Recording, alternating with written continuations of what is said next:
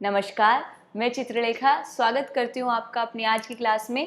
सभी को मेरी तरफ से वेरी वेरी गुड इवनिंग। कैसे हैं आप लोग?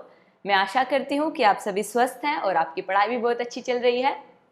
चलिए तो हम स्टार्ट करते हैं आज की क्लास। तो आज की क्लास जो हमारी है वो बेसिकली बेस्ड है इमाइल दुर्खिम पर, लेकिन हम आज इमाइल दुर्खिम को इतने तरीके से पढ़ेंगे और इस तरीके से पढ़ेंगे कि हमारे एक से ज़्यादा एग्जाम में वो हमारे काम आए। जैसे फर्स्ट हमारा टारगेट रहेगा हम इमाइल दुर्खिम को पढ़ें नेट जेआरएफ के लिए। दूसरा हमारा टारगेट रहेगा इमाइल दुर्खिम के कुछ कॉन्सेप्ट हैं जो वर्तमान समय में भी आपको दिखाई देंगे समाज में, यानी उनकी कहीं ना कहीं महत्व उनके विचारों का वर्तमान समय में बना हुआ है। तो हम उनके विचारों को इस प्रकार पढ़ेंगे कि जो हमारे यूपीएससी में, बीपीएससी में, यूपीपीसीएस में जितने भी एग्जाम्स हैं स्टेट लेवल के, सिविल परीक्षा के लिए, उनमें जो सोशल मुद्दे यानी जो सामाजिक मुद्दे आते हैं, सोशल इशू से संबंधित जो टॉपिक आते हैं और एक ऐसे का जो टॉपिक आता है, वहां पर हम इनको मतलब किस प्रकार नोट करके या कोट करके या फिर किन विचारों को हम साथ में लिखकर मेंस अपना अच्छा कर सकते हैं, हम वो भी देखेंगे। तो हमारे दो डायमेंशन मेनली होंगे, पहला नेट जेआरएफ, उसके साथ साथ हमारा एसे और सोशल इशू। तो हम दुर्खिम को इस तरीके से पढ़ेंगे।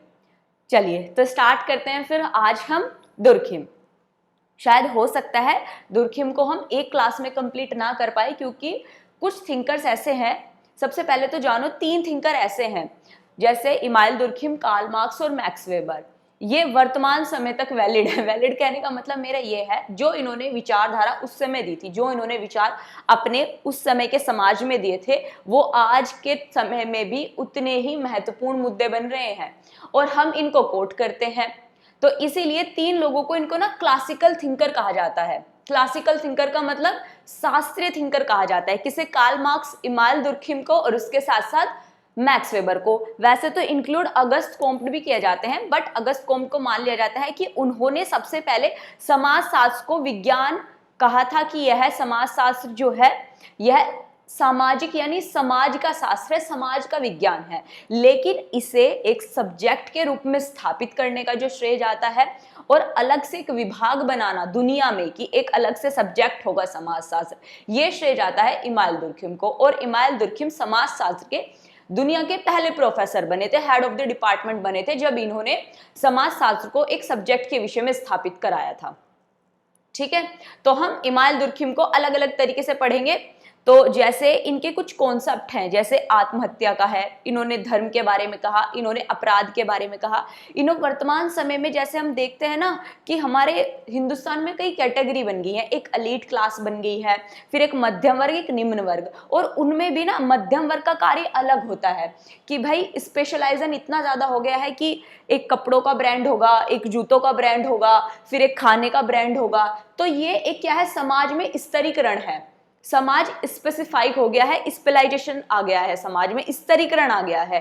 तो हम इन चीजों को पढ़ेंगे कि इमाइल दुर्खिम ने इनके बारे में क्या क्या कहा, और ये सोशल मुद्दों में हम कैसे लिखेंगे वो भी मैं आपको बताऊंगी, और इसको हम ऐसे में कैसे इंक्लूड करेंगे वो भी। और जो इनके की टर्म्स हैं, की टर्म्स का मतलब स्टेटमेंट और कुछ वर्ड ऐसे हैं जो नेट जेआरएफ में डायरेक्ट प्रश्न बनते हैं कि ये कॉन्सेप्ट, जैसे आत्महत्या का कॉन्सेप्ट किसका था, इमाइल दुर्खिम का था, मैक्स वेबर का था, या किसका था, या आत्महत्या के कॉन्सेप्ट के बारे में समाज को मेन कारण कि समाज इसका जिम्मेदार है किसने माना, इमाइल दुर्खिम ने माना या स्पेंसर ने माना। तो हम ये चीजों को इस प्रकार पढ़ेंगे कि हमारा नेट जेआरएफ भी हो और उसके साथ साथ सिविल भी हो। ओके, चलिए तो अब हम स्टार्ट करते हैं इमाइल दुर्खिम से। 3 थिंकर थे, जैसा मैंने आपको बताया, कार्ल मार्क्स, वेबर और दुर्खिम। इन तीनों को ना शास्त्रीय थिंकर कहा जाता है। अब सोचने वाली बात यह है कि शास्त्रीय थिंकर क्यों कहा जाता है इन तीनों को। चलो तो जानते हैं। बात है 1700 की। 1700 की ईस्वी में यानी शताब्दी में क्या चल रहा था, यूरोप में ना बहुत सारी चीजें चल रही थी। बहुत सारी चीजें कैसे, यूरोप का समाज अलग अलग वर्गों में विभाजित था। जैसे वर्तमान समय में आप देखेंगे भारत 3 मेन चीजों में विभाजित है, जैसे एक एलीट क्लास होती है, फिर एक मध्यम वर्ग, एक निम्न वर्ग आता है। इसी तरह उस समय यूरोप की बात हो रही है, वहां पर भी समाज अलग अलग भागों में विभाजित था। थोड़ा मैं बैकग्राउंड इसलिए बता रही हूँ ताकि आप ये समझ जाएं कि इमाइल दुर्खिम कि जो विचार थे वो किस प्रकार के थे, फिर यानी उनके विचार ऐसे ही क्यों आए। क्योंकि एक व्यक्ति ना हमेशा जो उसके विचार होते हैं, जो उसका स्वभाव होता है या उसका रहन सहन, कुछ भी चीज़ उसके आसपास के वातावरण से प्रभावित होती है। आप हमेशा देखेंगे कि जैसे कोई बच्चा है, अगर आप उसे किसी हिंदू के परिवार में रखेंगे तो वो सारी संस्कृति और सभ्यताएं वो अपनाएगा जो उस हिंदू परिवार की होंगी। अगर आप किसी बच्चे को आप जंगल में छोड़ देंगे तो वो सभ्यता अपनाएगा जैसे जानवरों की होती हैं। तो यही चीज है कि कोई भी व्यक्ति अपने आप से नहीं बनता, उसे समाज बनाता है, उसके ऊपर समाज का और विचारधारा का, विचारों का प्रभाव होता है। इसी तरह हम जान रहे हैं कि इमानुएल दुर्खिम ने जो कॉन्सेप्ट दिए वो क्यों दिए, क्योंकि उस समय का समाज ऐसा रहा होगा। इसलिए मैं थोड़ा बस बेसिक बता रही हूँ कि उस समय का जो समाज था वहां पर अलग अलग वर्गों में विभाजित था। वहां पर भी 3 वर्ग थे, एक एलीट क्लास, एक मध्यम, एक निम्न वर्ग था। वहां के समाज की बात हो रही है। वहां पर धर्म का इतना ज्यादा महत्व था, जैसे आपको देखा होगा आपने, हमारे यहाँ भी ब्राह्मणों की आलोचना आज भी इसलिए की जाती है क्योंकि ये एलीट क्लास में रहे और हमेशा इन्होंने डोमिनेंस किया, डोमिनेट रहे। ठीक है, तो हम जब पढ़ते हैं पास्ट में जाकर कि जैसे सती प्रथा थी, या फिर हमारे यहाँ अपराध अगर कोई व्यक्ति कर देता था तो अलग अलग कानून थे कि भाई अगर कोई अपर कास्ट का होगा तो उसे कम सजा मिलती थी, लोअर कास्ट का होगा तो उसे ज्यादा सजा मिलती थी। ये सब हमारे यहाँ पर भी धर्म प्रधान था। इसी तरह यूरोप में भी धर्म प्रधान जो देश थे, जो राज्य था, साम्राज्य था, धर्म प्रधान था। लेकिन वहां पर उन चीजों से जल्दी ओवरकम कर गए। ओवरकम का मतलब वो जल्दी चीजों को समझ गए कि हर चीज में भगवान जरूरी नहीं है। वास्तविकता में जन्म अगर मनुष्य ने मनुष्य जूनी में लिया है, मनुष्य बना है, तो हमें मानव को केंद्र में रखकर चीजें जो होनी चाहिए, मानव को केंद्र में रखकर होनी चाहिए। तो ये चीजें वहां का समाज हमसे पहले क्यों समझा या क्यों प्रभावित हुआ, वहां पर ये चीजें कैसे आई, तो यही मैं आपको समझाने का प्रयास कर रही हूँ। 1700 में ना वहां पर धर्म बहुत ज्यादा डोमिनेंट में था। तो वहां पर बहुत सारे जो विचारक थे ना, वो सोच रहे थे, हर चीज को वो धर्म से रिलेट करके बताते थे कि जो राजा है ईश्वर का रूप है, जो पोप है वो डायरेक्ट क्या है, पोप पादरी होते थे, जैसे हमारे यहाँ पंडित होते थे उनके यहाँ पोप पादरी होते थे, क्योंकि क्रिश्चियन धर्म था। तो उनको लगता था कि जो पोप है या पादरी है, उन्होंने समाज के सामने बताया था कि हम ईश्वर के दूत हैं और जो हम कहेंगे हमारी आज्ञा राजा मानेंगे और जो राजा कहेंगे उनकी आज्ञा आपको माननी है, क्योंकि हमें ईश्वर ने इस योग्य चुना है। तो ये चीजें थी। तो जब वहां पर सब विद्वान कोई भी कॉन्सेप्ट देते थे, ईश्वर को बीच में मान कर देते थे कि नहीं जो भी है ईश्वर ही है, जैसा करेंगे ईश्वर ही करेंगे। तो उसी के बीच 3 लोग आते हैं मेनली, जिसमें कार्ल मार्क्स, इमानुएल दुर्खिम और मैक्स वेबर। ये क्रिटिकल थिंकिंग करना स्टार्ट करते हैं। ये क्रिटिकल थिंकिंग क्यों करते हैं, क्योंकि इनका जन्म ना एलीट क्लास में ना होकर मध्यम परिवार में हो जाता है। अच्छा, जिस चीज को, जिस बच्चे को कोई चीज नहीं मिलती, वो उसके बारे में सोचना प्रारंभ करता है कि ऐसा क्या हमारी कास्ट में हुआ, ऐसा क्या हमारे अंदर हुआ कि जो ये चीजें हमें नहीं मिल रही, इन लोगों के पास हैं केवल। तो यही कारण हुआ इन तीनों के साथ में। इन लोगों ने क्वेश्चन करना स्टार्ट किया धर्म पर कि हर चीज में धर्म ही मेन क्यों है, हम में ऐसा अलग क्या है जो उन बच्चों में नहीं है, या उन बच्चों में ऐसा क्या है कि हर फैसिलिटी उनके बच्चों को, राजाओं के बच्चों को, पोप के बच्चों को दी जाती है, हमें नहीं मिलती वो फैसिलिटी। तो यहाँ से क्रिटिकल थिंकिंग का एक द्वंद्व की जो आलोचना की जो थिंकिंग होती है, क्रिटिकल थिंकिंग का एक विचार आया। इन्होंने जब प्रश्न करना स्टार्ट किया, अच्छा जब इन्होंने प्रश्न करना स्टार्ट किया, क्वेश्चन उठाना स्टार्ट किया, तो इन्होंने अपनी विचारों को, पहले इनके खुद के व्यक्तिगत विचार थे कि भाई मुझे ऐसा लगता है ये चीज़ ना गलत हो रही है। फिर इन्होंने थोड़े टाइम बाद रियलाइज़ किया कि ये चीज़ ना हमारे साथ नहीं, हमारी पूरी कम्युनिटी के साथ गलत हो रही है। तो वो ना फिर अपने विचारों को दूसरे लोगों को बताते कि तुझे नहीं लगता यार ये चीज़ समाज में गलत हो रही है, हम लोगों के साथ ही ऐसा हो रहा है, उन लोगों के साथ तो ऐसा नहीं हो रहा। ऐसा भगवान ने उनमें कौन सी दैवीय शक्ति दी है, हमें तो कुछ नहीं लगती दैवीय शक्ति। ऐसा तो है नहीं भगवान ने एक पूंछ उनको एक्स्ट्रा दे दी हो, या हमसे अलग 2 सींग दे दिए हो उनको एक्स्ट्रा कि भाई ये पोप रहेंगे आज से, ये ही है करता धरता, सेम हमारे जैसे ही तो हैं, फिर अलग क्यों हैं। तो बाकी लोगों को भी ये अच्छा लगा विचार कि यार बात तो सोचने वाली तूने सही कही है, हमसे अलग तो कुछ ऐसा है नहीं उनमें, लेकिन बातें तो ये इतनी बड़ी बड़ी करते हैं। तो इन्होंने कहा ये सिर्फ बातें ही करते हैं। तो इसीलिए इन्हें क्लासिकल थिंकर इसलिए कहा गया क्योंकि इन्होंने धर्म से हटकर वैज्ञानिक दृष्टिकोण को अपनाया। इन्होंने ऐसी विचार लेके आए, इन्होंने जो समाज में चल रही थी प्रथाएं, परंपराएं, उनसे प्रश्न करना स्टार्ट किया कि ऐसा क्यों है। तो इसीलिए इन्हें क्लासिकल थिंकर कहा गया। तो समझ गए आप वहां का बैकग्राउंड क्या था, इन्होंने क्यों सोचा और क्यों इनकी विचारधारा इस प्रकार हुई कि उन्होंने प्रश्न करना स्टार्ट किया। ये बस बेसिक एक इंट्रो था आपको समझाने के लिए कि ये लोग बाकी जो थिंकर्स थे उनसे अलग क्यों थे। अब पढ़ते हैं मेनली डर्कहाइम को। चलिए, अच्छा, बहुत सारी चीजें मैं आपको एक्सप्लेन करूंगी, बताऊंगी, तो आप नोट कर लेना। जो की टर्म्स होंगे वो मैं नोट कर लूंगी। जैसे अगर आप मेरे खुद के पर्सनल नोट्स देखोगे, मैंने इस प्रकार से बनाए हुए हैं। अब मैं इतना सारा लिख नहीं सकती, क्योंकि अगर मैं इतना सारा लिखूंगी तो मेरी एक क्लास ही 3 घंटे की हो जाएगी, बहुत ज्यादा लॉन्ग क्लास हो जाएगी। इसलिए मैं आपको कॉन्सेप्ट समझाऊंगी और बताऊंगी। आप क्लास को बाद में चाहे आपको स्लो करके नोट करना हो वो नोट कर लीजिएगा। कुछ जो की टर्म्स होंगी या मुझे लगेगा कि हाँ ये बुक या ये कोटेशन या फिर ये चीज इस कॉन्सेप्ट के लिए महत्वपूर्ण है, वो मैं नोट कर दूंगी। ओके, तो बाकी रेस्पॉन्सिबिलिटी आपकी। स्टार्ट करते हैं हम अपनी आज की क्लास। सबसे पहले पढ़ेंगे हम इमाइल दरखाइम को। तो पहले थोड़ा सा ना इनके बारे में जान लेते हैं कि इनका जन्म कब हुआ, कहाँ से थे और इन्होंने कहाँ से ग्रेजुएशन किया। ये आपके सिविल्स में नहीं आएगा, लेकिन ये आपके नेट जेआरएफ के लिए महत्वपूर्ण है। ओके, मैं ये भी बताती चलूंगी कि कौन सी चीज किस एग्जाम के लिए इंपॉर्टेंट है। तो देखो, सबसे पहले इन्होंने क्या किया, समाजशास्त्र को एक अलग विषय के रूप में स्थापित किया।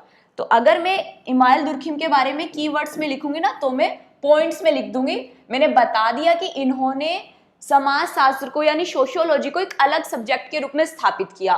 अब मैं यहां पर सिर्फ एक टर्म लिख रही हूं कि अलग विषय के रूप में स्थापित। बाकी पूरा सेंटेंस आप खुद लिख लीजिए। अलग विषय रूप में स्थापित किया। ये एक पॉइंट था इमाइल दुर्खिम से संबंधित। ठीक है, नेक्स्ट अगर बात करें हम इनके जन्म की, तो इनका जो जन्म है 15 अप्रैल 1858 को फ्रांस में होता है, फ्रांस के यहूदी परिवार में।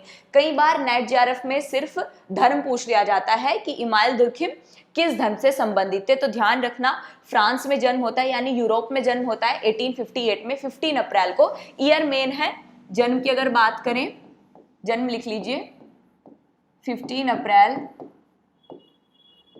1858 फ्रांस में यहूदी फैमिली में। ये याद रखना कि यहूदी फैमिली में हुआ था, यहूदी परिवार में। यहूदी परिवार में इनका जन्म होता है। अच्छा, ईयर याद रखिएगा। अब ईयर ऐसे तो याद रखेंगे नहीं, तो समझ लीजिए किसी का जन्मदिन, किसी का बर्थ डेट अगर 2000 हो, 1998 हो, 99 हो, 2002 हो, बट अपने अकॉर्डिंग चेंज करके ना उसकी डेट ऑफ बर्थ 1858 कर देना कि भाई तुम 58 ईयर की हो या 58 ईयर के हो, याद रह जाएगा। ठीक है, तो ऐसे करके कुछ लॉजिक बना लेना। फिर ध्यान रखना 1896 में ये बोर्डिगेस यूनिवर्सिटी में समाज के प्रोफेसर बनते हैं। समाज यानी सोसाइटी उस टाइम पे सब्जेक्ट था, सोसाइटी साइंस मतलब समाज विज्ञान के प्रोफेसर बनते हैं। समाज एक स्पेसिफिक सब्जेक्ट था वहां की यूनिवर्सिटी में, तो ये प्रोफेसर बनते हैं 1896 में। कौन सी यूनिवर्सिटी है? बोर्डिगियर्स। तो याद रखना 1896 की बात हो रही है। ये प्रोफेसर बनते हैं किस सब्जेक्ट के? समाज विज्ञान के। समाज विज्ञान के प्रोफेसर बनते हैं। यूनिवर्सिटी का नाम याद रखना, क्या पता यूनिवर्सिटी पूछ लिया। ये फैक्ट जो है ये नेट जेआरएफ के लिए है। तो यूनिवर्सिटी का नाम याद रखना, बोर्डिगियस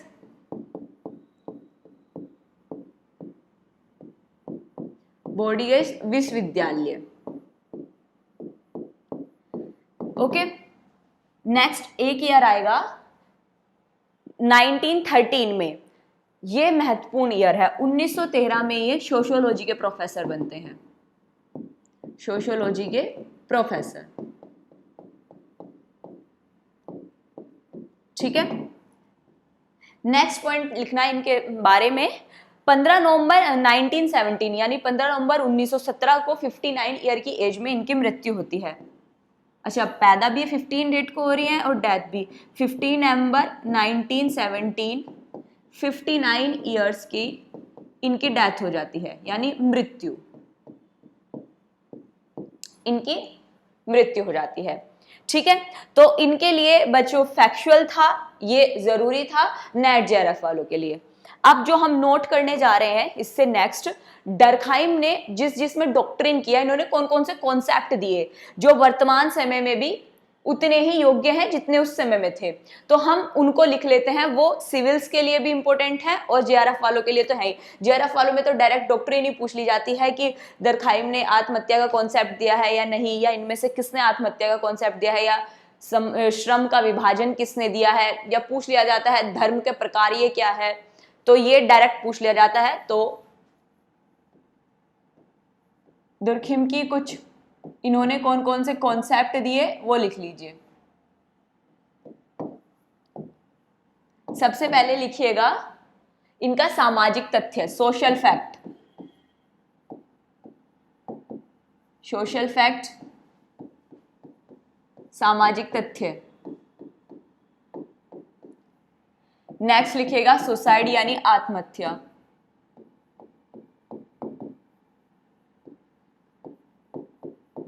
आत्महत्या का इन्होंने कॉन्सेप्ट दिया था। अच्छा, इनको पढ़ेंगे हम डिटेल में, ज्यादा भी डिटेल में नहीं और इतना भी सतह से नहीं पढ़ जाएंगे कि हमें पता ही ना चले कि हुआ क्या। नेक्स्ट धर्म, रिलीजन। इसके बाद लिखिएगा division of labour, division of labour, श्रम का विभाजन।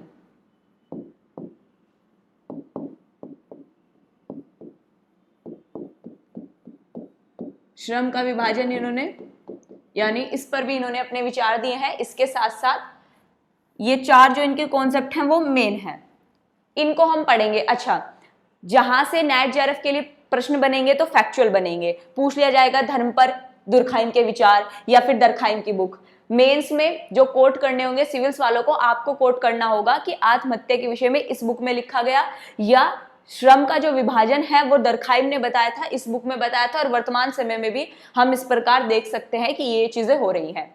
That's good. चलिए, तो ये नोट हो गया। अब नेक्स्ट स्टार्ट करते हैं हम। सबसे पहले मैं आपको डर्कहाइम के बारे में ना 3-4 चीजें क्लियर कर देती हूँ, वो दोनों के लिए जानना जरूरी है, नेट जेआरएफ वालों के लिए भी और सिविल्स के लिए भी। समझो, जो डर्कहाइम थे वो एक प्रत्यक्षवादी, विकासवादी और प्रकार्यवादी समाजशास्त्री थे। कोई भी थिंकर होता है तो आप देखेंगे कि जैसे कार्ल मार्क्स को कहा जाता है ये द्वंद्ववादी थे, समाजवादी विचारक थे, तो हमें ये टर्म्स पता होनी चाहिए कि ये एग्जैक्ट है क्या। तो डर्कहाइम के विषय में लिखा जाता है, 3 चीजें लिखी जाती है, प्रत्यक्षवादी, विकासवादी और प्रकार्यवादी। जो डर्कहाइम थे, मैं बार बार नहीं लिखूंगी अब, ठीक है। 3 टर्म लिखी जाती हैं। पहली प्रत्यक्षवादी, सेकंड प्रकार्यवादी या कहिए विकासवादी, और थर्ड विकासवादी। नेक्स्ट आएगी थर्ड प्रत्यक्षवादी, विकासवादी, उसके बाद प्रकार्यवादी।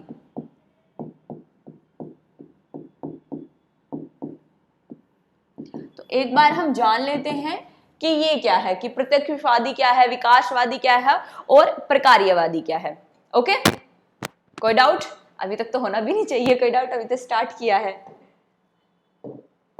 चलिए, तो जानते हैं कि प्रत्यक्षवादी क्या है।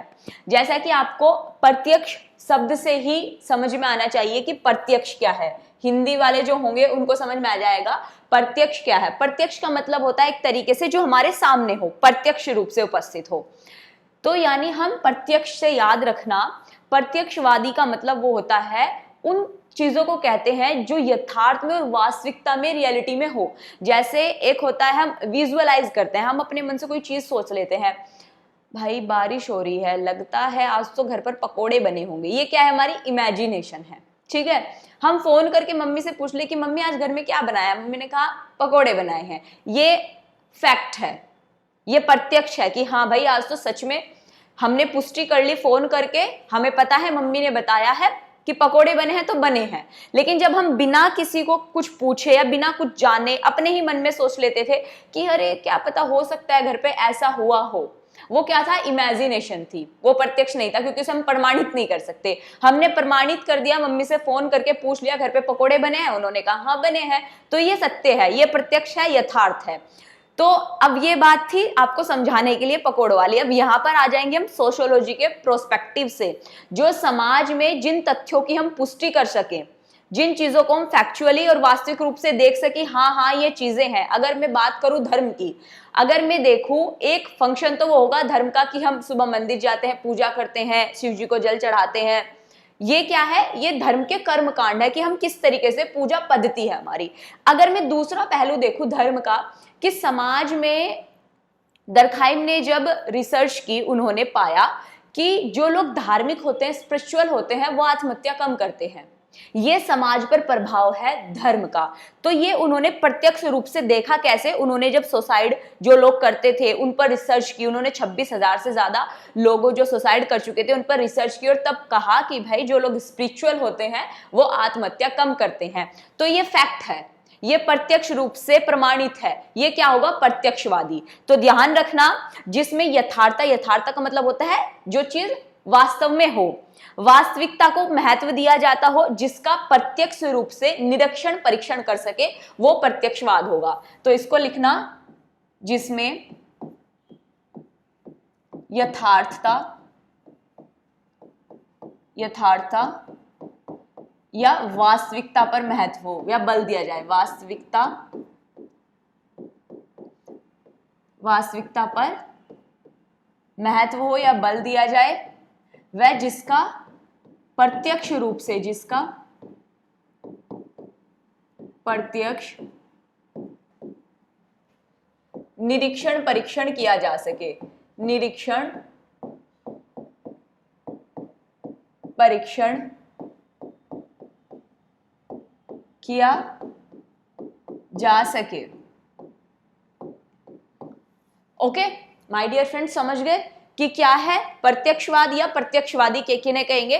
प्रत्यक्षवादी उन विचारकों को कहेंगे जो वास्तविकता में, रियलिटी में जो तथ्यों को समझते हो कि हाँ ये चीज फैक्ट है और उनको प्रूव करते हो, वो प्रत्यक्षवादी। यानी दरखाइन जो थे प्रत्यक्षवादी थिंकर थे। इस बात से क्लियर होता है क्योंकि उन्होंने अपने जितने भी कॉन्सेप्ट दिए होंगे उनको तथ्यों पर आधारित करके दिए हैं उन्होंने। ठीक है, नेक्स्ट अब आते हैं विकासवादी। विकासवादी का मतलब है जो समाज में, जगत में, चीजों में परिवर्तन को एक्सेप्ट करते हो। मतलब इनका मानना था कि चीजें एक समय के बाद बदल जाती हैं। इन्होंने इस चीज को एक्सेप्ट किया, तभी तो उनके विचार आज तक रिलेवेंट हैं, क्योंकि इन्होंने मान लिया था कि एक समय के बाद जगत में, चीजों में परिवर्तन होता है। क्यों परिवर्तन होता है? क्योंकि कोई भी चीज परफेक्ट नहीं होती, और जब कोई चीज परफेक्ट नहीं होती, 100% सही नहीं होती, तो उसमें कमी होती है और कमी के कारण चीजें बदल जाती हैं। तो ये एक विकासवादी थे। विकासवादी का मतलब इन्होंने माना कि चीजें समय के साथ बदलती हैं, चीजों में विकास होता है, चीजों में परिवर्तन होता है, परिवर्तन होता है। यहाँ पर चीजों का मतलब चाहे वो भौतिक हो, वास्तविक हो, सभी चीजें आएंगी। समाज के नीति नियम, परंपराएं, रूल्स रेगुलेशन हो या कोई अन्य चीजें हो, वो सब आएंगी। अब नेक्स्ट आते हैं हम प्रकार्यवादी। प्रकार्य का मतलब होता है फंक्शनलिज्म।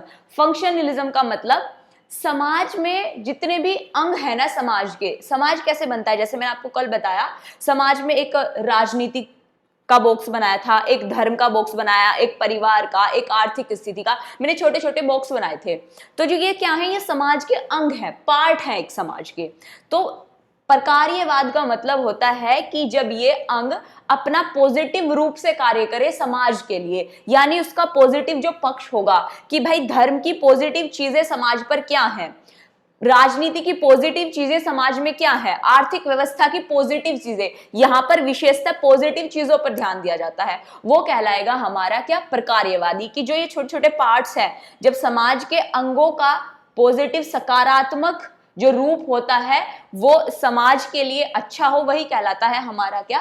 प्रकार्यवाद। इसे हम शब्दों में लिखेंगे कि समाज के अंग किस प्रकार प्रकार्य यानी कार्य करते हैं, समाज की आवश्यकता की पूर्ति करते हैं पॉजिटिव रूप से, वही हमारा प्रकार्यवादी सिद्धांत है, हमारा प्रकार्यवाद है। समाज के अंग,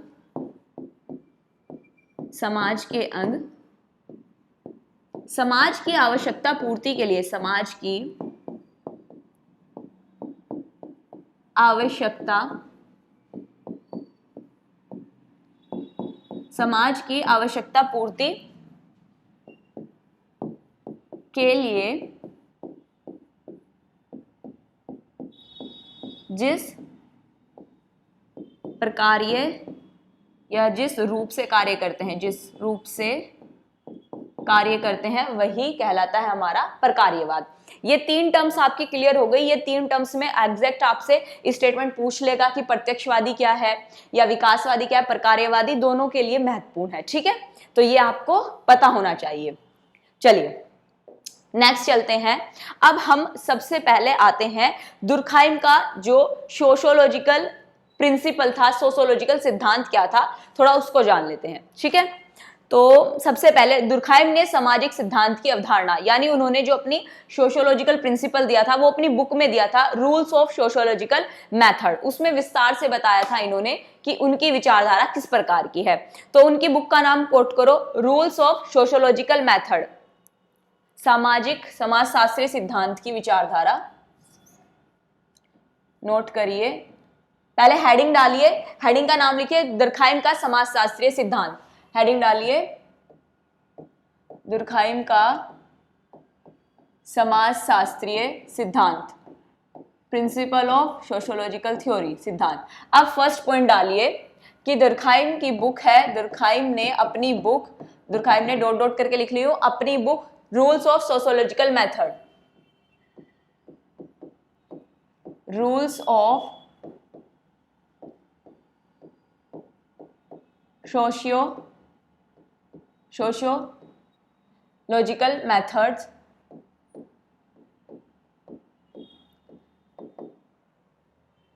रूल्स ऑफ सोशियोलॉजिकल मेथड्स में समाजशास्त्रीय सिद्धांत की विस्तार रूप से चर्चा की है। समाजशास्त्रीय सिद्धांत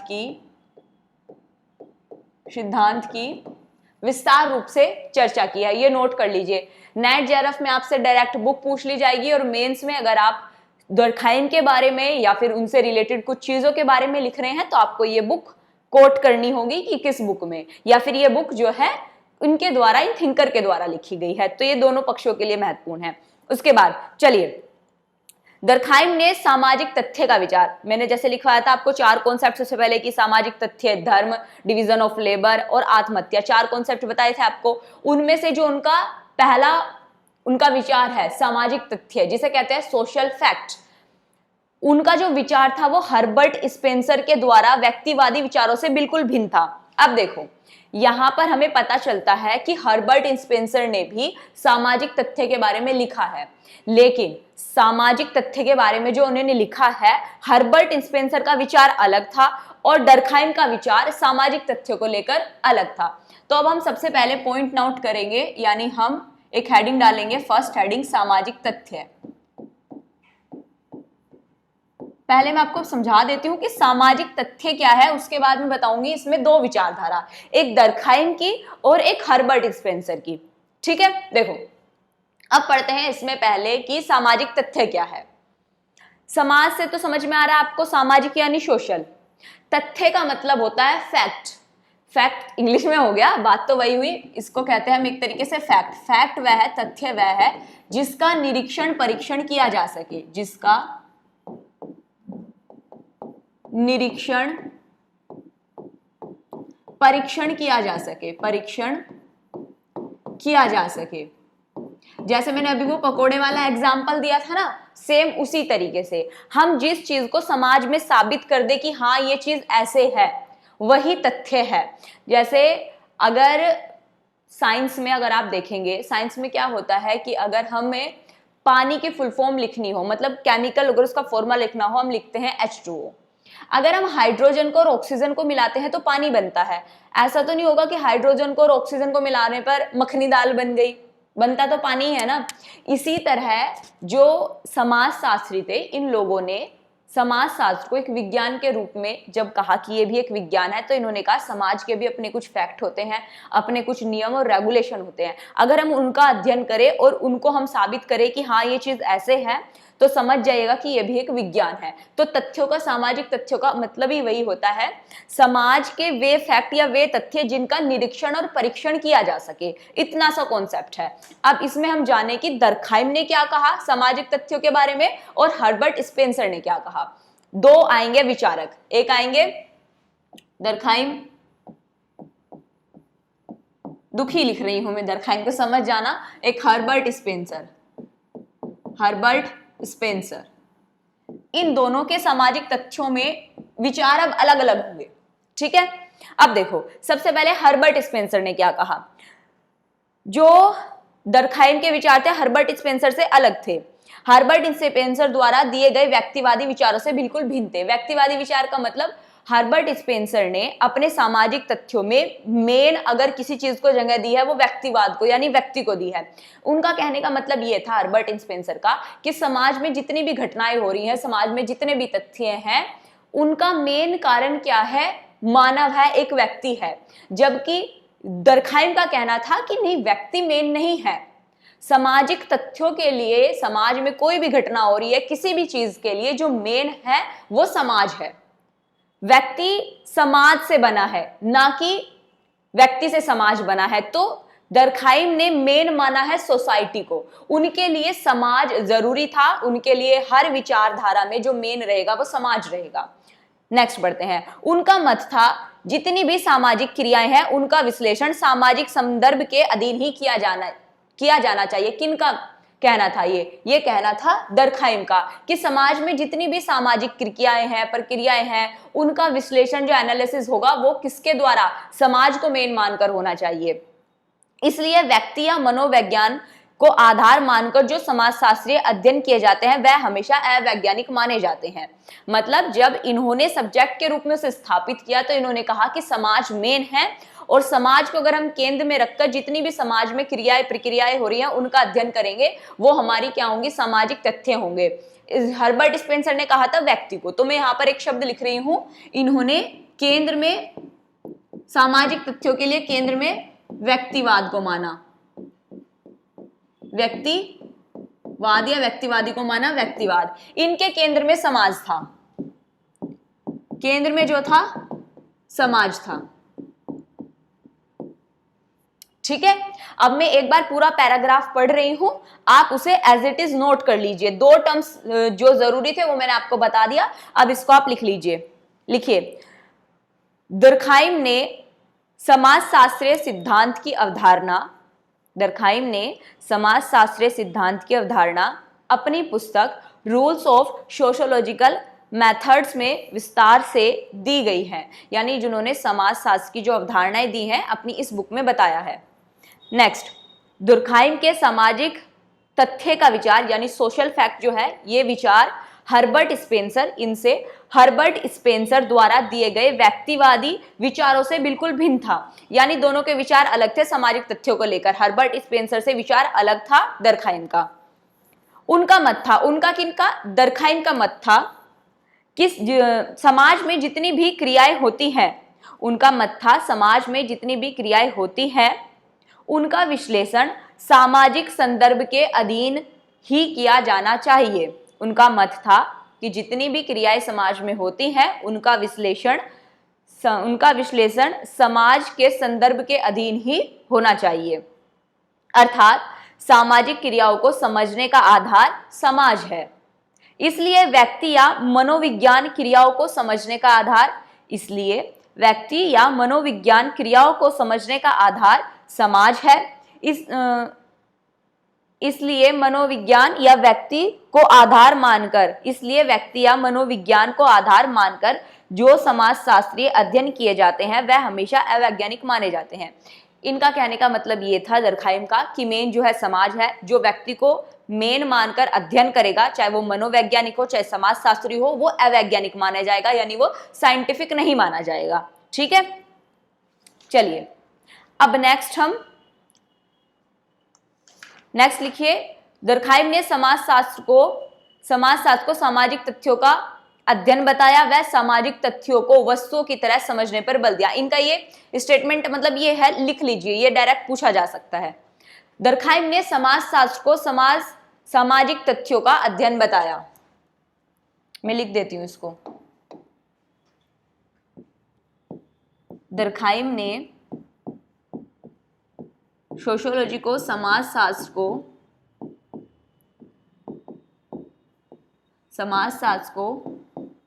सामाजिक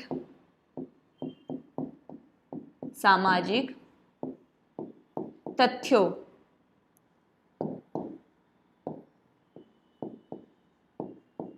सामाजिक तथ्यों का, यानी जो सोशल फैक्ट है सामाजिक तथ्यों का अध्ययन बताया है, का अध्ययन बताया है तथा सामाजिक तथ्यों को वस्तुओं की तरह समझने पर बल दिया है, तथा सामाजिक तथ्यों तथा सामाजिक तथ्यों को वस्तुओं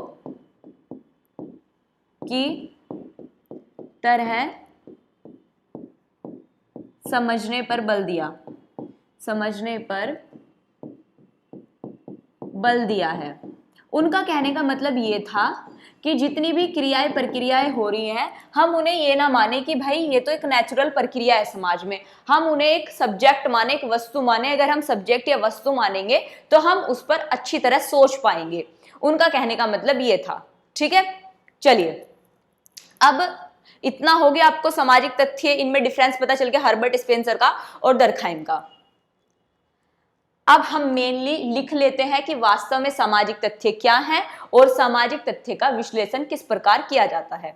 अब हेडिंग डालिए सामाजिक तथ्य। अब से हमारे टॉपिक स्टार्ट हो गया। अब हम पहले पढ़ेंगे सामाजिक तथ्य, फिर सुसाइड पढ़ेंगे, फिर हम उनका धर्म, अपराध और डिवीजन ऑफ लेबर, उनका जितने भी कॉन्सेप्ट थे ये हम पढ़ लेंगे। लास्ट में हम उनकी कुछ इंपॉर्टेंट बुक्स देखेंगे जहां से प्रश्न बनते हैं। हमारा ये टॉपिक खत्म हो सकता है, हमारा ये टॉपिक आज की क्लास में और कल की क्लास में, या फिर हो सकता है एक क्लास और 3 क्लास में खत्म हो, बट मैं कोशिश करूंगी कि 2 क्लास में खत्म हो जाए। ठीक है, बट सारे थिंकर्स हम इतने डीप में नहीं पढ़ेंगे, बस क्लासिकल थिंकर्स को हम इतने डीप में पढ़ रहे हैं क्योंकि यहाँ से प्रश्न बनते हैं। और अगर आप इनका बैकग्राउंड, इनकी कॉन्सेप्ट समझ गए तो आप आगे की जो सोशियोलॉजी है वो बहुत आसान हो जाएगी आपके लिए। तो फर्स्ट है हमारा सामाजिक तथ्य, सोशल फैक्ट। चलिए लिखिए, मैं बता रही हूं आपको कि सोशल फैक्ट है क्या। परिभाषा लिखिए इसकी। समाज से संबंधित वह तथ्य जिसमें बाह्यता, बाह्यता कहिए या स्वतंत्रता कहिए, समाज से संबंधित वह तथ्य यानी समाज के वे तथ्य जिनमें बाह्यता या स्वतंत्रता, कोमा सामान्यता एवं बाध्यता का गुण पाया जाता है। दोबारा से लिखिए एक बार, मतलब मैं रिपीट कर रही हूं। समाज से संबंधित वह तथ्य जिसमें बाह्यता, स्वतंत्रता, सामान्यता एवं बाध्यता का गुण पाया जाता है, जैसे कि सामाजिक नियम, धार्मिक मान्यताएं आदि सामाजिक तथ्य कहलाते हैं। इनमें 3 वर्ड आए हैं इस परिभाषा में। एक आया है स्वतंत्रता या बाह्यता, एक आया है सामान्यता और एक आया है बाध्यता। यानी सामाजिक तथ्य, कोई भी समाज में हम कैसे पता करेंगे कि ये सामाजिक तथ्य है या नहीं। सामाजिक तथ्य उन्हें माना जाएगा जो क्या हो, एक तो स्वतंत्र हो, यानी स्वतंत्र का मतलब वो किसी तरीके से बाह्य उन पर दबाव ना हो, स्वतंत्र हो। मैं बताऊंगी अभी स्वतंत्र भी कैसे। दूसरा मानेंगे हम उसमें क्या हो, सामान्यता हो, मतलब उसे हम भी फॉलो करते हो, दूसरा भी मानता हो, तीसरा पूरा समाज उस तथ्य को मानता हो कि हाँ ये चीज ऐसे ही है। तीसरा क्या होगा, बाध्यता, यानी उसे फॉलो करना कंपलसरी होगा समाज में। जैसे मैंने आपको एग्जाम्पल में लिखवाया सामाजिक नियम और धार्मिक मान्यता। ये क्या है, धार्मिक मान्यता, जैसे मान लो मस्जिद में अगर पूजा करने जाना है, मतलब नमाज पढ़ने जाना है, तो टोपी लगाकर जाते हैं। ये क्या है, एक धार्मिक मान्यता है कि मस्जिद में गोल वाली टोपी ही लगाकर पूजा की जाती है, अर्चना की जाती है, नमाज पढ़ी जाती है। ये धार्मिक मान्यता है। मैं भी इस बात को मानती हूँ कि हाँ भाई मस्जिद में ऐसी पूजा होती है, आप भी मानते हैं, पूरा समाज मानता है कि गोल वाली टोपी लगाकर मस्जिद में पूजा की जाती है, मतलब क्या बोलते हैं, नमाज की जाती है। ठीक है, वो क्या है, वो धार्मिक मान्यता है। तो ये क्या हो गया, एक सामाजिक तथ्य होगा।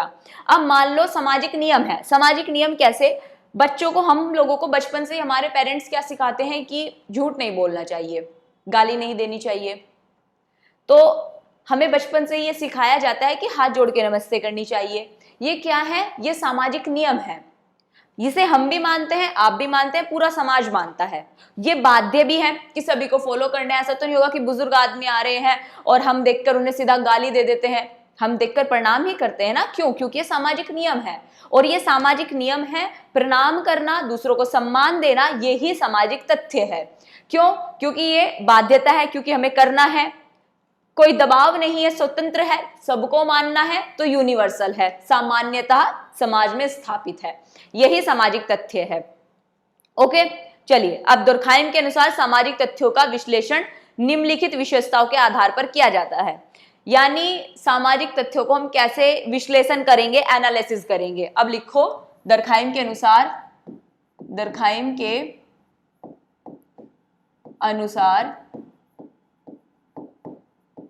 सामाजिक तथ्यों, हेडिंग है ये भी, सामाजिक तथ्यों का विश्लेषण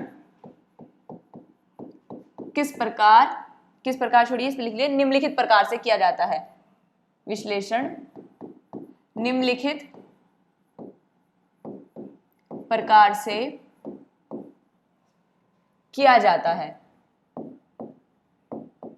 निम्नलिखित प्रकार से किया जाता है। अब वो निम्नलिखित प्रकार कौन कौन से हैं?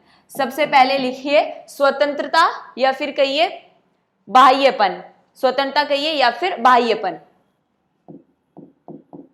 बाह्यपन जैसा शब्द में यूज हुए तीन शब्द तो वही आएंगे, बाह्यपन। दूसरी हेडिंग लिखिए आंतरिकता। अच्छा, स्पेस छोड़ देना, क्योंकि यहां पर हम लिखेंगे कि बाह्यपन क्या है, आंतरिकता क्या है, सार्वभौमिकता क्या है, वस्तुनिष्ठता। आंतरिकता,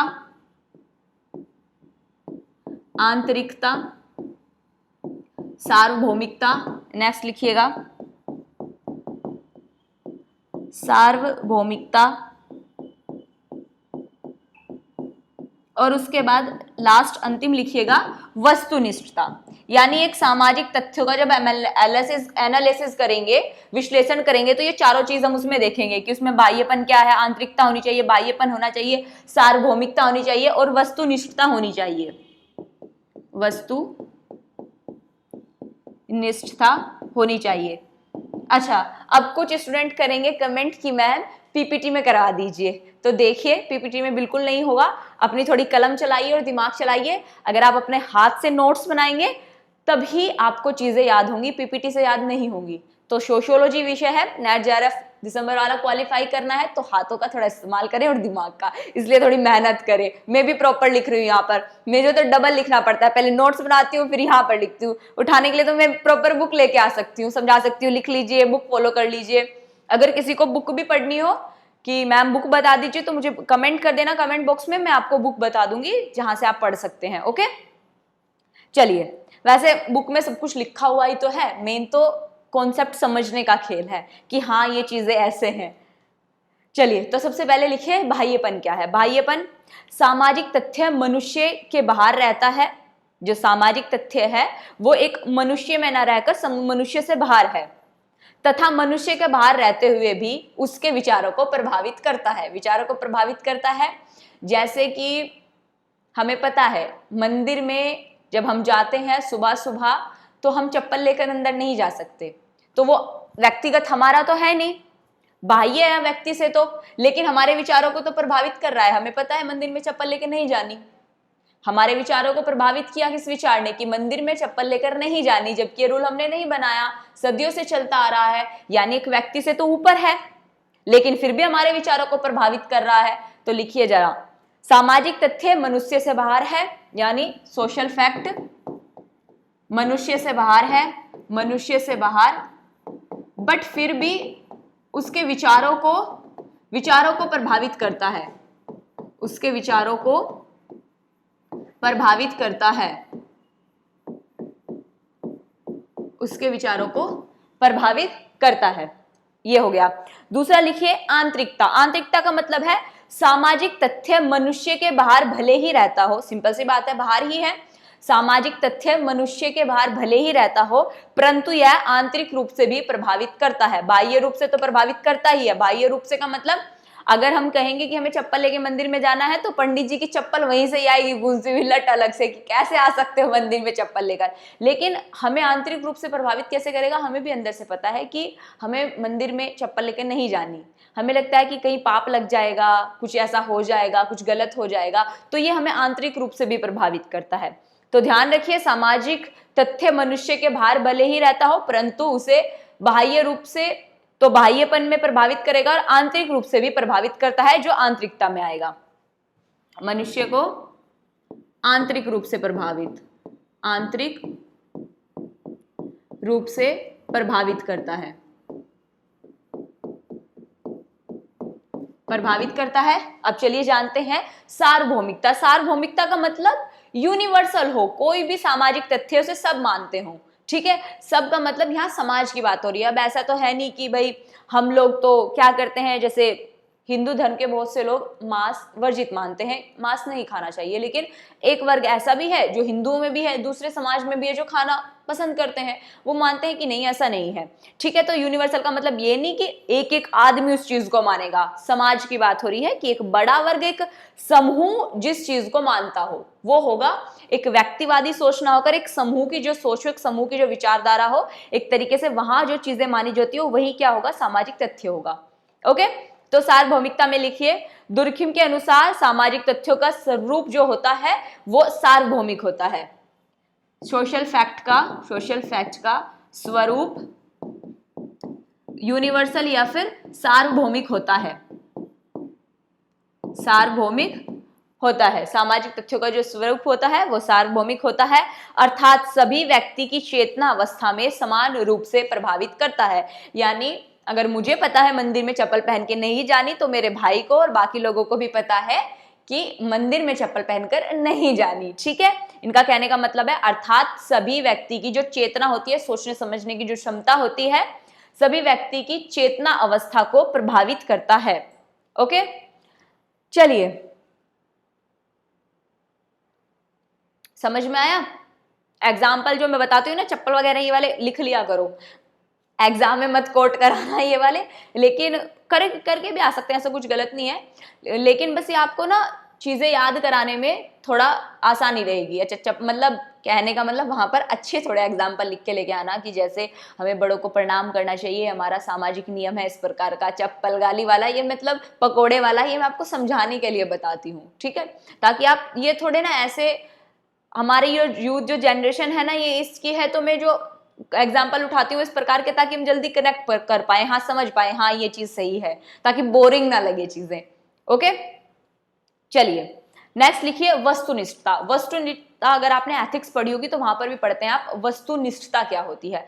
वस्तुनिष्ठता का मतलब होता है किसी चीज के बारे में अगर हम पढ़ रहे हैं, जान रहे हैं, तो हम किसी भी पूर्वाभास से ग्रसित ना हो। पूर्व मतलब किसे कहते हैं, हम मान सकते हैं अगर मान लिया हमारे साथ कोई घटना हुई है, जैसे हम ये मान ले कि हमारा जन्म अगर हिंदू परिवार में हुआ है और हमें हिंदू धर्म के बारे में हमारी रिसर्च चल रही है, तो हमें पता है कि हिंदू धर्म की ये अच्छाई है, ये बुराई है, और हमारे सामने पता चला हमें कुछ गलती चीज आ गई कि नहीं ये चीजें गलत है हमारे धर्म में, तो हमें पूर्वाग्रसित नहीं होना चाहिए कि नहीं नहीं ये चीज तो सही है, ये तो इन्होंने गलत बना। हम गलत चीज को भी सही साबित करने पर लगे हुए हैं, क्यों? क्योंकि हम कहीं ना कहीं पूर्वाग्रसित है, हमारे दिमाग में पहले से ये चीजें नहीं, हमारी चीजें तो सब परफेक्ट है, हमारे लिए तो सब चीजें सही है। तो वस्तुनिष्ठता का मतलब न्यूट्रल रहना, एक तरीके से ना इधर की बात सोचनी ना इधर की, बिल्कुल निष्पक्ष होकर चीजों को देखना, वही कहलाएगी वस्तुनिष्ठता। That's it. लिखिए जरा, वस्तुनिष्ठता से आशय है सामाजिक तथ्यों का अध्ययन बिना पूर्वाग्रह के। बिना पूर्वाग्रह के मतलब बिना पहले कोई माइंड में चीज रख के कि ये चीज तो ऐसी ही होती है, ऐसी ना सोच के हमें बिना मतलब एक तरीके से स्पष्ट होकर कार्य करना चाहिए, बिना पूर्वाग्रह को जाने हुए करना चाहिए। सामाजिक तथ्यों का अध्ययन बिना पूर्वाग्रह के जाने हमें अध्ययन करना चाहिए। That's it. ओके, इसमें एग्जाम्पल भी आप लिख सकते हैं, जैसे कि दुर्खाइम ने पाया था, लिखिए एग्जाम्पल, दुर्खाइम ने पाया था कि जो अविवाहित व्यक्ति है, विवाहित व्यक्ति की अपेक्षा अविवाहित जो लोग हैं वो ज्यादा सुसाइड करते हैं। उन्होंने अपनी रिसर्च में पाया कि जो अनमैरिड पीपल्स हैं वो ज्यादा आत्महत्या करते हैं मैरिड पीपल्स की तुलना में। ठीक है, तो ये आप लिख सकते हैं। और इन्होंने ये भी पाया था, जैसे मैंने बताया था, कि जो धार्मिक स्पिरिचुअल लोग हैं वो भी कम आत्महत्या करते हैं जो एक तरीके से नास्तिक हैं उनके कंपैरिजन में। तो ये आप कुछ इस प्रकार के जो एग्जाम्पल है वो कोट कर सकते हैं। ओके, तो सामाजिक तथ्य हो गया। तो हमारा पहला जो उनका डॉक्ट्रिन थी सामाजिक तथ्य वो हो गया। अब सेकंड डॉक्ट्रिन लिखिए उनकी, दुर्खाइम के आत्महत्या का सिद्धांत। चलिए, हो सकता है आपका कल ही कंप्लीट हो जाए। आज हम 2 कर लेते हैं, कल 2 कर लेंगे बचे हुए। तो लिखिए नेक्स्ट, दुर्खाइम के आत्महत्या का सिद्धांत। सेकंड लिखिए सुसाइड, आत्महत्या का सिद्धांत दुर्खाइम का।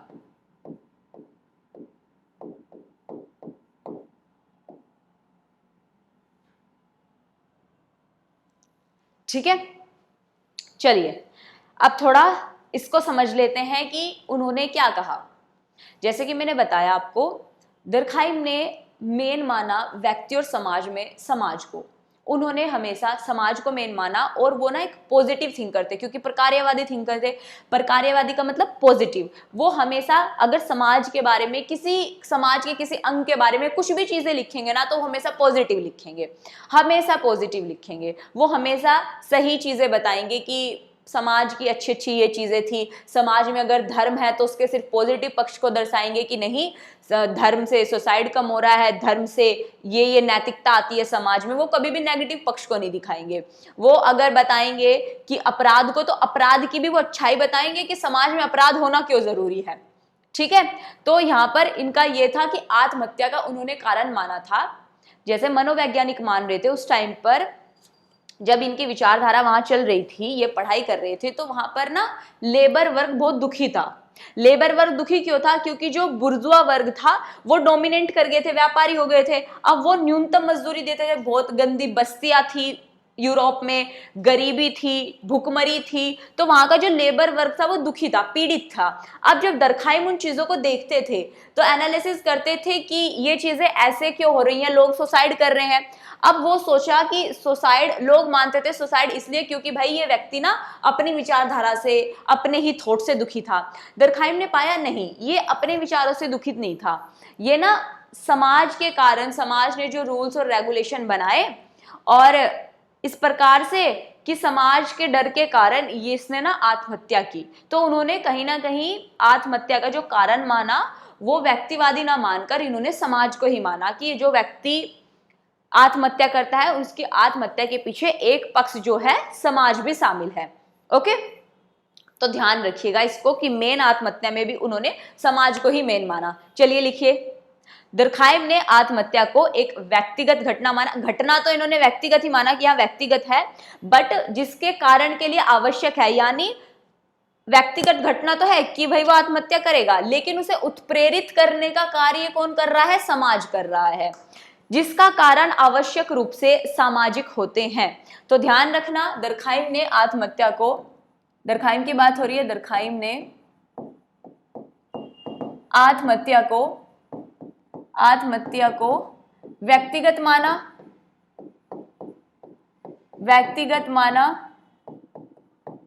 परंतु उसका कारण सामाजिक या समाज को माना, उसका कारण सामाजिक माना, यानी कहीं ना कहीं समाज के कारण ही जो कार्य हुआ है, आत्महत्या हुई है, वो सामाजिक कारण जो होते हैं सामाजिक होते हैं। नेक्स्ट लिखिए, सामाजिक शक्तियां जिनका उद्गम व्यक्तिगत न होकर सामूहिक होता है, यानी वे शक्तियां जो प्रेशर करती हैं एक तरीके से व्यक्ति को, वो व्यक्ति नहीं है, वो व्यक्तिगत रूप से शक्तियां उपलब्ध नहीं हुई, वो जो इमर्ज हुई है पावर, वो हुई है सामूहिक रूप से, कि पूरे समाज ने ये माना। जैसे कि अगर मान लो किसी व्यक्ति पर, वर्तमान समय में अब देखो यूपीएससी में कैसे रिलेवेंट रहेगा, आप देखेंगे किसान बहुत ज्यादा आत्महत्या कर रहे हैं, दूसरे वे लोग आत्महत्या कर रहे हैं बच्चे, कम एज के बच्चे जो कोटा में जा रहे हैं। हाल ही में कुछ शायद लास्ट ईयर की बात है कि यूपीएससी एस्पिरेंट ने भी आत्महत्या की थी। अगर आपको आत्महत्या के विषय में कुछ लिखना हो या इस प्रकार से बच्चों के विषय में, किसानों के विषय में कुछ लिखना हो, तो आप दरखाइम को कोट करेंगे और कहेंगे कि कहीं ना कहीं जो बच्चे आत्महत्या कर रहे हैं, जो सिविल एस्पिरेंट ने आत्महत्या की, और उसी के साथ साथ जो किसान आत्महत्या कर रहे हैं, उनका एक पक्ष दरखाइम के अनुसार समाज भी उनका कारण है। समाज कैसे कारण है? जैसे छोटे बच्चे होते हैं 10th क्लास के, 10th में तो चले ही जाते हैं, 11th 12th में IIT कोटा पढ़ाई करने के लिए, उनके बच्चों के दिमाग में ये भर दिया जाता है कि अगर तुम्हारी IIT नहीं हुई तो कुछ नहीं है, हम मर जाएंगे, हम पेरेंट्स इतनी मेहनत कर रहे हैं, ये कर रहे हैं, वो कर रहे हैं, जीवन का अंतिम लक्ष्य ही क्या है? IIT है। टीचर्स भी उन्हें इसी तरीके से बताते हैं, तो बच्चों के दिमाग में बैठ जाता है कि अगर IIT नहीं हुआ ना तो कुछ नहीं होगा हमारा, हम बेकार है, हम पेरेंट्स गांव वापस जाएंगे, किसको क्या मुंह दिखाएंगे। तो वो क्या है, वो अपने लिए थोड़ा ही सोच रहे हैं, वो अपने पेरेंट्स समाज के लिए सोच रहे हैं कि गांव में जाएंगे, समाज माता पिता को बोलेगा कारण हम हैं। तो ये क्या माना, ये चीजें किसने बताई? ये दरखाइम ने बताई कि कारण उस बच्चे की, हम पहले मान रहे थे कि बच्चा अपनी गलतियों की वजह से कि क्लियर नहीं हुआ और इस टेंशन में डेथ हो गई। दरखाइम ने बताया बच्चे की गलती नहीं थी, समाज की गलती थी, समाज ने प्रेशर बनाया। इसी तरह सिविल एस्पिरेंट का आप लिख सकते हैं कि एक पक्ष जो था सामाजिक भी था, उस बच्ची के दिमाग में शायद या बच्चे के दिमाग में रहा हो कि अगर UPSC नहीं हुआ अब क्या होगा, पेरेंट्स क्या बोलेंगे, समाज क्या बोलेगा। किसानों के भी यही होता है कि जब उनकी फसल खराब हो जाती है, लोन ले रखते हैं बैंक में, तो उनको लगता है कि समाज में बेइज्जती हो जाएगी, अब बैंक वाले घर आएंगे, हमारी जो जमीन है उसको, वो जो गिरवी रखी थी उसे ले लेंगे, हमारी सामाजिक प्रतिष्ठा का सवाल है, बेटी की शादी नहीं हो पाएगी। ये सब क्या है? ये सब सामाजिक दबाव ही तो है, सामाजिक सामूहिक रूप की शक्ति तो है, एक समूह की शक्ति तो है जो उस व्यक्ति को प्रभावित करती है। तो यही दरखाइम कहते हैं कि समाज जो है वो एक बंद मुट्ठी, एक तरीके से इतना प्रेशर है कि एक व्यक्ति जो है इंडिविजुअल वो कुछ नहीं कर सकता, ये समूह जो इसकी सामूहिक चेतना है वो इस व्यक्तिगत चेतना पर भारी रहती है। इनका कहने का तात्पर्य यही था। नेक्स्ट लिखिए, दरखाइम के अनुसार आत्महत्या के सिद्धांत मनोविज्ञान, दरखाइम के अनुसार आत्महत्या के जो सिद्धांत है मनोविज्ञान, जीव विज्ञान, अनुवांशिक विज्ञान तथा भौगोलिक कारकों पर आधारित होते हैं। मतलब समाज के साथ साथ इन कारकों पर भी आधारित होते हैं। लिखिएगा, दरखाइम के अनुसार आत्महत्या के जो सिद्धांत है मनोविज्ञान, जीव विज्ञान, अनुवांशिक विज्ञान तथा भौगोलिक कारकों पर भी निर्भर करते हैं। ओके, नेक्स्ट, अब ए पॉइंट लिखिएगा, मतलब ए इतना हो गया आत्महत्या की, पॉइंट ए लिखिएगा ऐसे, ए बी, कितने पॉइंट है? एक सेकेंड रुकिएगा जरा, सी 3 पॉइंट है, ए बी और सी, ये 3 पॉइंट लिख लीजिए, आत्महत्या के बारे में ही है। पहला पॉइंट है, दरखाइम के अनुसार समाज की धार्मिक, सामाजिक व राजनीतिक एकात्मकता इतनी अधिक होगी कि आत्महत्या की संख्या उतनी ही कम होगी। दरखाइम कह रहे हैं कि समाज में जितना धर्म प्रबल रहेगा, क्योंकि उन्होंने बताया जैसे लोग स्पिरिचुअल रहते हैं वो लोग कम आत्महत्या करते हैं, सामाजिक व्यवस्था जितनी सुदृढ़ रहेगी, मतलब कि विवाह, परिवार, संस्था, अगर मैकेनिज्म अच्छे से काम करता रहा, जितना सुदृढ़ रहेगा समाज, राजनीतिक एकता जितनी रहेगी उतनी ही समाज में आत्महत्या कम होगी। 3 चीजें कही उन्होंने, धार्मिक, सामाजिक और राजनीतिक। समाज में धार्मिक, राजनीतिक और सामाजिक एकात्मकता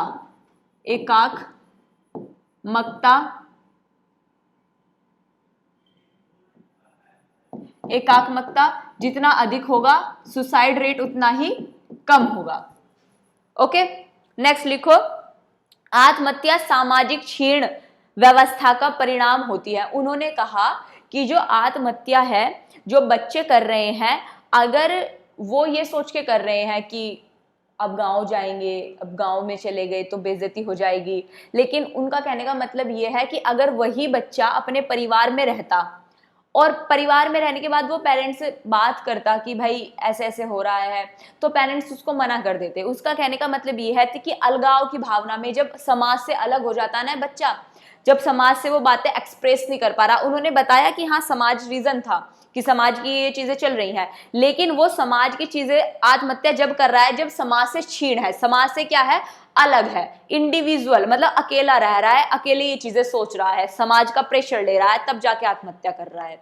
तो इन्होंने सेकंड स्टेटमेंट में लिखी इनका, आत्महत्या सामाजिक क्षीण व्यवस्था का परिणाम है, यानी जब वो समाज से क्षीण हो जाता है, सामाजिक क्षीण व्यवस्था यानी अलग रहता है, क्षीण व्यवस्था का परिणाम है। अगर वो समाज में रहता, अपने घर परिवार में रहता तो ऐसे नहीं करता, कहने का उनका मतलब ये था। आत्महत्या की दर आयु, लिंग, धर्म, निवास स्थान, वैवाहिक स्थिति, पारिवारिक संरचना आदि के अनुसार भिन्न भिन्न होती है।